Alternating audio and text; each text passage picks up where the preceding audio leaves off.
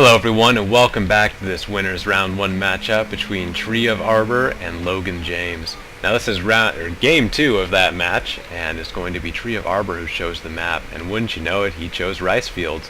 Very popular map for competitive sort of play because it's just so wide and open. Looks like he chose fog as a weather too, or maybe random. Now when I talk about offensive and defensive map choices, you don't choose a map like rice fields unless you had an offensive sort of mindset.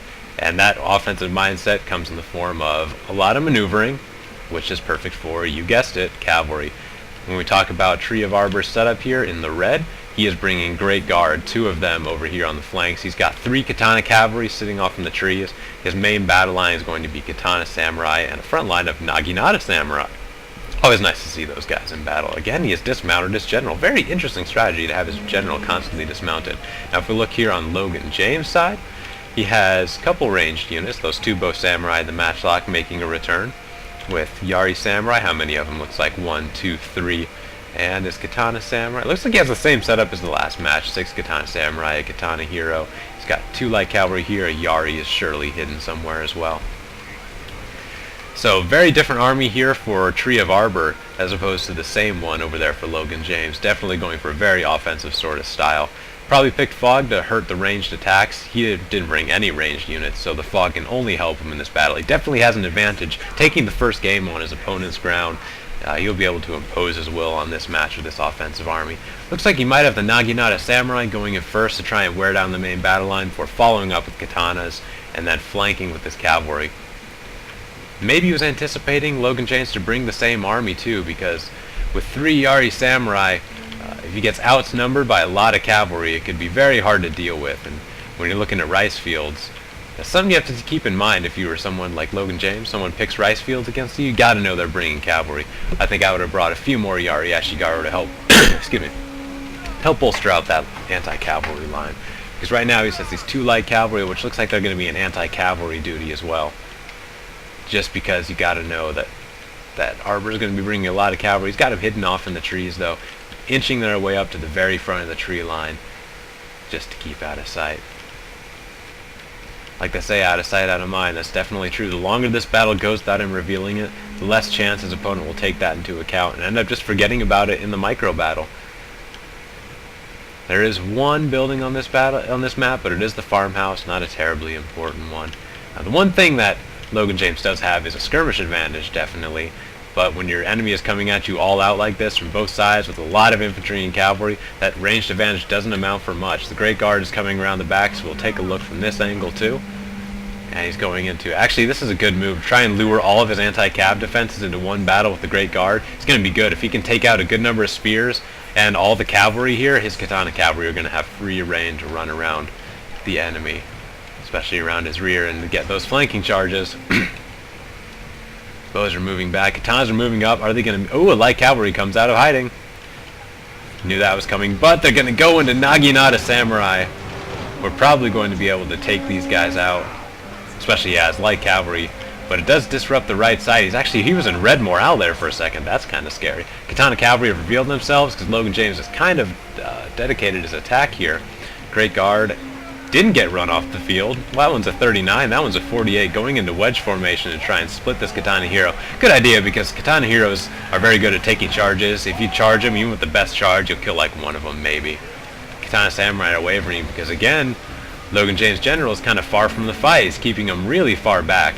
Naginata samurai are going into the matchlocks, not able to pull them back as well, but maybe figures he doesn't have much of a skirmish advantage at all when the enemy's rushing him this quickly, not going to be able to make good use of them. Katana samurai are dropping all over the place. Big rush there by Arbor, was able to take that out. This Yari cavalry versus the katana, looks like the Yari's going to win. Yeah, definitely, but not even taking the time to flank. He sees that front line collapsing and is rushing everybody up the middle to push that advantage as soon as he can. Great Guard doing a good job here of just holding these guys down. The other one route, yeah, it looks like the other Great Guard. I don't see him, so it looks like he's routed too. Keeping him the general far away from the melee line, not a good idea, because look how quickly they ended up routing. Against all those numbers, they really didn't stand much of a chance. And if we look at the experience, this melee line wasn't even very experienced. He put all of his experience, if I recall correctly, into his katana cavalry. I was zooming in there to maybe take a look. Popped his rally, he's going all in right now. big attack, and it's a shame that Logan James doesn't really have any cavalry left to deal with it, except maybe his general. I think he definitely needs to go for an attack with his general. He's got to get some sort of shock troops in there to turn the melee battle, because he's not winning it on his own. Infantry advantage is definitely in Arbor's favor. In fact, the only thing he really had an advantage in this battle is skirmish advantage in a place like Rice Fields. That doesn't count for much, unless of course he had bow cavalry, but he didn't have any, sadly. You could really push bow cavalry on this map easily, especially if you get the farmhouse. Farmhouse is great for that. Oh, but here we go. He does manage to get a cavalry unit around. Looks like they beat that Katana cavalry and are now entering the melee line. Nice charge there into the Katana samurai, but might again be too little too late. Matchlocks have ended. Ooh, they actually ended up reforming. But the Katana cavalry is going to hit them. They won't be able to shoot. If they had gotten some shots off from the general, could have seen the battle maybe turning, but I don't think he has enough men to deal with it. There go the Matchlock Ashigaru. All he has left now, 2 Katana samurai and a Yari samurai making up his main line. There's just too many men for him to deal with.